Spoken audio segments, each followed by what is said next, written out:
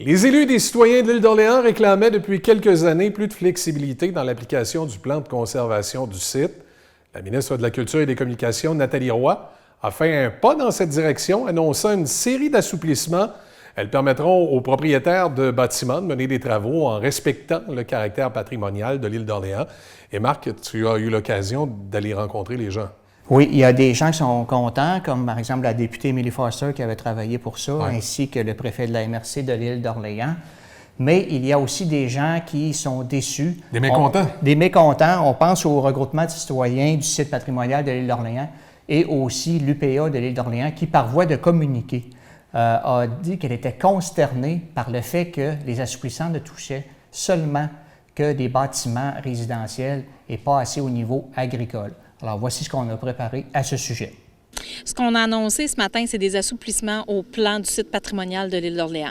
On le sait, l'île d'Orléans, c'est un joyau patrimonial qu'on veut conserver. Personne ne remet ça en doute. Par contre, le plan de conservation qui avait été adopté en décembre 2017 ne faisait pas l'unanimité.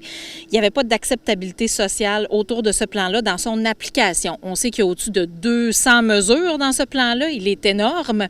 Il est plein de détails. Alors, on dit souvent que le diable se cache dans les détails. Donc, dès mon entrée en fonction, j'ai fait beaucoup de rencontres avec les élus de l'île, avec les citoyens, également avec le cabinet de la ministre de la Culture et les gens du ministère de la Culture. On a voulu mieux cerner et comprendre les points qui posaient problème. On a mandaté le Conseil du patrimoine culturel du Québec, qui est un organisme indépendant et expert en la matière, pour faire des recommandations et étudier des cas concrets. Donc, on leur a envoyé les demandes des insulaires. Ils ont fait rapport à la ministre. Elle l'a reçu cet été. Elle l'a analysé. Elle a donné suite. Donc là, il y a plusieurs assouplissements intéressants. Ce n'est pas une finalité, on le dit. On reste ouvert. On crée même une table de concertation où il y aura toutes les parties prenantes pour continuer de discuter avec un arbitre neutre et indépendant. Ça, c'est très important et c'est un gros gain dans le dossier. Alors, désormais, les liens seront probablement beaucoup plus faciles pour continuer à faire valoir les améliorations restantes. Pour aujourd'hui, on a quand même annoncé une série de choses très intéressantes, entre autres la couleur des parements. On sait que ça causait souvent problème, donc ça va être appliqué avec beaucoup plus de souplesse. Entre autres, pour les couleurs pâles, on va exiger que ce soit un contraste, mais pas forcément juste des couleurs précises. Là. Ça causait un problème. Également, les portes patio à la façade arrière de la maison. Donc, ça aussi, on a annoncé des assouplissements. Les toitures en bardeaux pour les maisons qui sont situées en dehors des noyaux villageois historiques. Là. Donc, ceux qui ont du bardeau pourront rester en bardeau, les droits acquis. Écoutez, on a annoncé là, une série de mesures comme ça et surtout, la plus importante, c'est qu'on change de paradigme. C'est qu'au départ, les fonctionnaires appliquaient le plan en se disant ce qu'on veut, dans le fond, c'est de la restauration, mais là, maintenant, ça va être la préservation qui va être la pierre angulaire de toute l'affaire. Donc, ils vont toujours se demander, au lieu de restaurer, est-ce qu'on préserve? Donc, ça change un peu la donne. Entre autres, pour les toitures, là, les droits acquis, ça aide en dehors des noyaux villageois. Fait qu'on a fait beaucoup de gains. Et la table de concertation a été vraiment très bien accueillie parce qu'on va pouvoir continuer le dialogue, on va pouvoir continuer de discuter. Donc, c'est vraiment, on est parti de rien du tout. Parce que l'ancien gouvernement avait absolument rien fait dans ce dossier-là.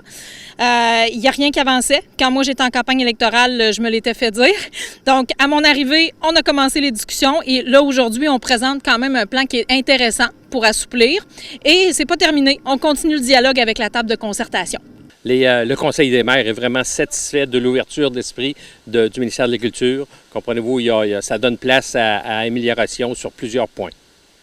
Et qui a travaillé à faire en sorte que ça débouche finalement après quelques années? Là? C'est ça. Vous comprenez que le Conseil des maires travaille sur ce dossier-là depuis plusieurs années, mais il faut souligner vraiment l'intervention de notre députée, Mme Emily Foster, son attaché politique, M. Sébastien Noël, qui ont mis beaucoup d'énergie puis qui ont ouvert la porte à ce dénouement. Merci, M. Noël. Je vous souhaite une bonne journée. Bien, disons, commençons d'abord par le côté, je dirais, plus positif. C'est intéressant de voir que le ministère a reconnu que l'application du plan de conservation avait quand même suscité beaucoup de problèmes et d'irritants. À partir de ça, ils ont demandé au Conseil du patrimoine d'analyser un certain nombre de dossiers. Le Conseil a aussi rencontré quelques résidents. Donc, c'est bien que le ministère démontre une ouverture, enfin. Là, disons que c'est un pas ou deux deux dans la bonne direction. C'est positif aussi de voir ou de savoir qu'il y a une table de concertation qui va être mise en place, qui va réunir les différents intervenants. C'est sûr que le regroupement serait fort intéressé et a demandé à faire partie de la table de concertation.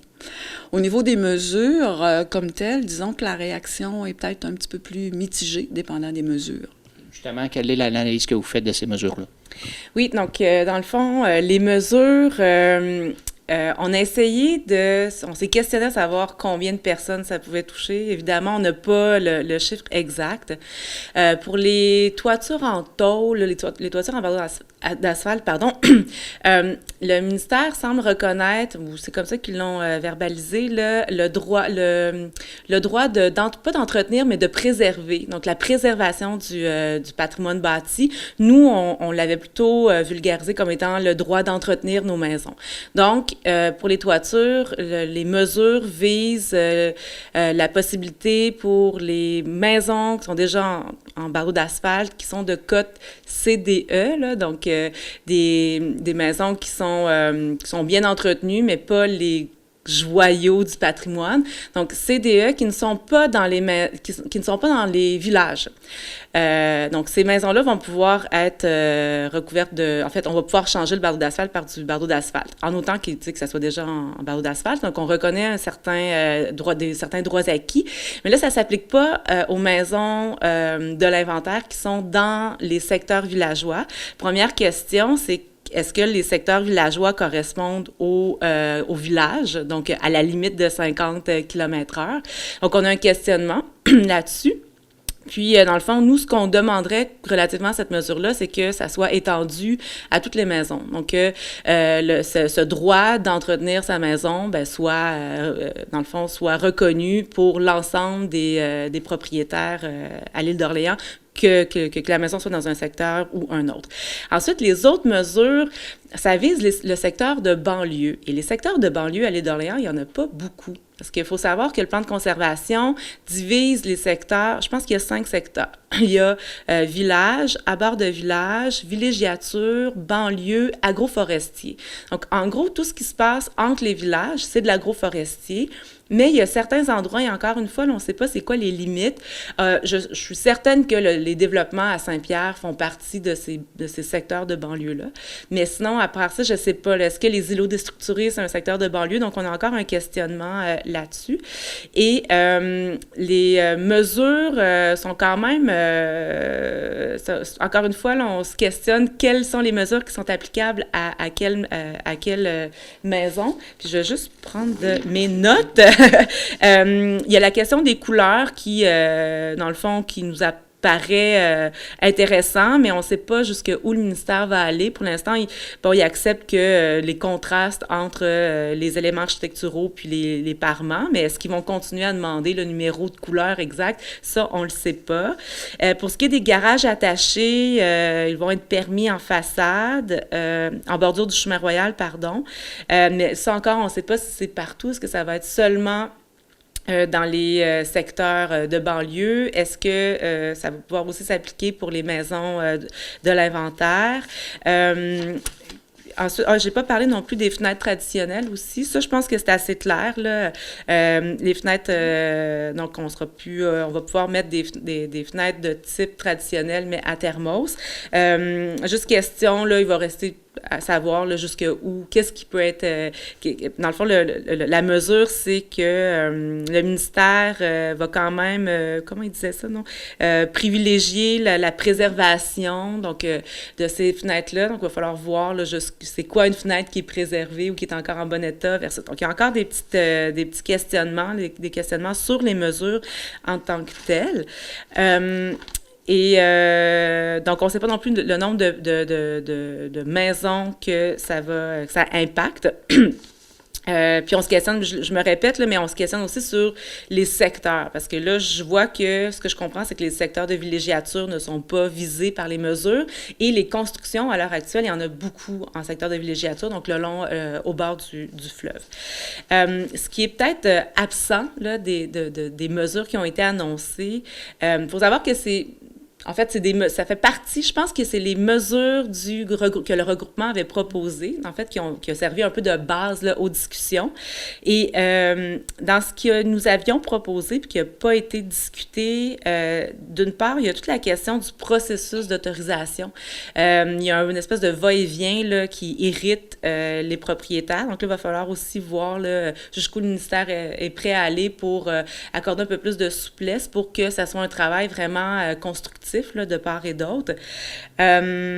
Ensuite, la question des travaux d'excavation aussi. Nous, on en avait fait, on demandait qu'il y ait peut-être instaurer un type de déclaration de conformité où est-ce que tu dois faire des travaux d'excavation, il y a un guide de bonnes pratiques, tu transmets une déclaration. Bref, essayer de trouver un moyen de simplifier encore la vie de tous, là, que ça soit résidentiel ou agricole. La question aussi des lotissements qui n'a pas été du tout là, analysée. Donc, ça va être des demandes on va maintenir ces demandes-là. Et de manière générale, on va aussi continuer là, à demander que tous les travaux d'entretien. Donc, c'est-à-dire que les travaux qui ne modifient pas l'apparence extérieure des maisons. Et j'avais cette réflexion-là l'autre fois en lisant les commentaires sur les réseaux sociaux. Est-ce qu'une dame disait « Ah, l'île, il faut la protéger, je l'aime, mon île, elle est belle. » Et j'avais cette réflexion-là. Si on prend juste le toit en bardeau d'asphalte, ça existe depuis 1965. Donc, les gens, depuis 1965, viennent à l'île, ils la trouvent belle, mais ils la trouvent belle avec des matériaux qui ne sont pas nécessairement traditionnels. Donc, c'est pour ça que, je ne sais pas si le regroupement ou c'est peut-être plus une note personnelle, mais je me dis qu'on pourrait, dans le fond, tracer une ligne là, en 2019. À partir de maintenant, il y a comme une espèce de reconnaissance de fait de ce qui existe. Puis ensuite, on permet aux propriétaires d'entretenir leur maison comme elle est. Et tout ce qui ne modifie pas l'apparence extérieure de la maison, on ne demande pas d'autorisation. Tu sais, ça serait comme... c'est à partir du moment où tu veux modifier l'apparence extérieure, là, tu demandes une autorisation. Donc, essayer de trouver un certain comme équilibre entre ce qui existe maintenant et les droits, le droit de propriété là, des propriétaires, dans le fond, de maisons à l'île d'Orléans. Là. Et justement, là, vous parlez de modifications qui pourraient être apportées, mais les prochaines étapes au niveau du regroupement, ça serait quoi? Bien, en fait, je dirais, d'abord à moyen terme, au niveau du ministère, il y a la formation de la table de concertation. Le ministère veut choisir un médiateur qui va être neutre et à partir de ça, le mandat et la composition de la table vont être déterminés. Ça, c'est une chose à relativement moyen terme. À court terme, le regroupement va rencontrer, et c'est déjà convenu avec le ministère, là, va rencontrer la Direction générale du patrimoine et le bureau régional, pas pour faire le travail de la table de concertation, mais pour, je dirais, mieux comprendre les mesures qui ont été proposées. Il y a quand même un certain nombre de questions là, pour lesquelles on n'a pas de réponse. Là. Caroline vient d'en parler. Donc, mieux comprendre, je dirais, les tenants et aboutissants de ces mesures-là, pour être capable par la suite de voir exactement on part d'où puis on s'en va vers quoi. Il y a des questions aussi, exemple, il y a des gens qui avaient reçu, on s'en rappelle, les constats d'infraction. Reste à voir ce qui va arriver avec ça. Donc, le regroupement, je dirais, poursuit ses démarches. Puis, il y a peut-être d'autres interventions là, du regroupement à prévoir à court et moyen terme, mis à part ce type de rencontre-là, mais ça demeure à préciser. Merci, madame. Merci.